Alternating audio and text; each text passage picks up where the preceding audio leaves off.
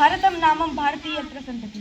इसका मतलब अर्थात उत्तर में स्थित हमारा भारत देश, उत्तर में हिमालय, जिसके उत्तर में हिमालय है और दक्षिण में समुद्र, उस देश में रहने वाले हम सभी भारतीय। राष्ट्रभक्ती, राष्ट्रभक्ती आखिर क्या है? महाराज आधी लग्न कोंढाण्याचं आणि मग माझ्या रायबाचं।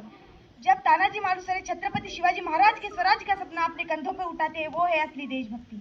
जब जमशेदजी टाटा देश में रोजगार के सृजन हेतु अपने स्वयं की संपत्ति समर्पित कर देते हैं, वो है असली देशभक्ति। ये देशभक्ति कोई ऐसी बहुत बड़ी संज्ञा नहीं है, देशभक्ति तो सिर्फ नेशन फर्स्ट सेल्फ लास्ट, ये एक भावना है।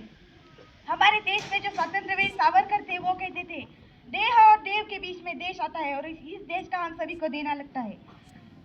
हमारे इस देश को स्वतंत्र कराने के लिए न जाने कितने क्रांतिकारों ने अपने प्राणों की आहुति दी, जिसमें भगत सिंह, राजगुरु, सुखदेव, सुभाष चंद्र बोस, मंगल पांडे, स्वतंत्रवीर सावरकर से न जाने कितनों ने अपने प्राणों की आहुति दी।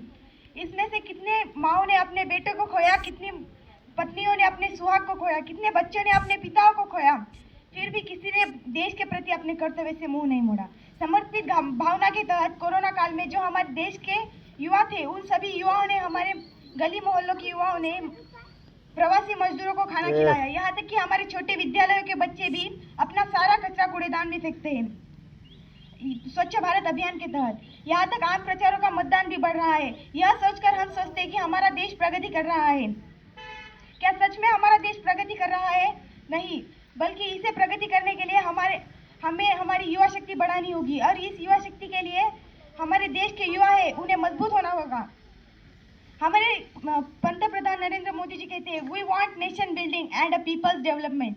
जब हमें राष्ट्र उत्थान के लिए जन भागीदारी की आवश्यकता है, और ये जन भागीदारी हमें सिर्फ युवा शक्ति से मिल सकती है। आओ मैं तुम्हें आज़ादी की एक कहानी सुनाऊं। तो आज से ठीक 29 साल पहले एक आज़ाद भारत का जन्म हुआ, पर आज भी इस भारत में लोग कई लड़ाइयाँ लड़ रहे हैं। पता है कैसे? कहीं सत्ता की लड़ाई है, तो कहीं स्त्री और पुरुष होने की, कहीं आम आदमी सांस तक लेने की लड़ाई लड़ रहा है, तो कहीं जानवर अपने बेजुबान होने की।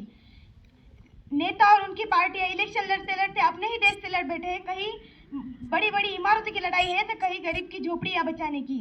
और इन सारी लड़ाइयों में मेरा भारत, मेरा हिंदुस्तान कहीं खो चुका है। पर याद रखना, इन हवाओं में इनकलाब जिंदाबाद का जुनून है, इन धरती में बहुत से शहीदों का खून है। हम अमर है, हम और अमर है हमारा हिंदुस्तान। हाँ, माना होंगी लाख कमियां इसमें, फिर भी मेरा भारत देश है महान, मेरा भारत देश है महान।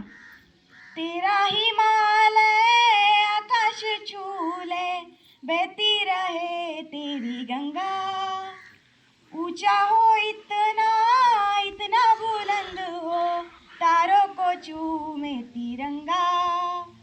माँ से है माटी, माँ से है माथा, माथे पे माटी सजा के चले, माए चलती रहे बेखौफ हवाएं, लहरा के झूमे तिरंगा। आजाद